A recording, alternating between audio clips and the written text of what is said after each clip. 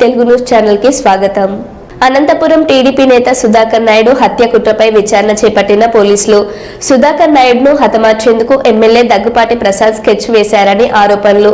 ఎమ్మెల్యేతో నెలకొన్న విభేదాలపై సుధాకర్ నాయుడును విచారించిన పోలీసులు డీఎస్పీ ఎదుట విచారణ అనంతరం మీడియాతో మాట్లాడేందుకు నిరాకరించిన టీడీపీ నేత సుధాకర్ నాయుడు.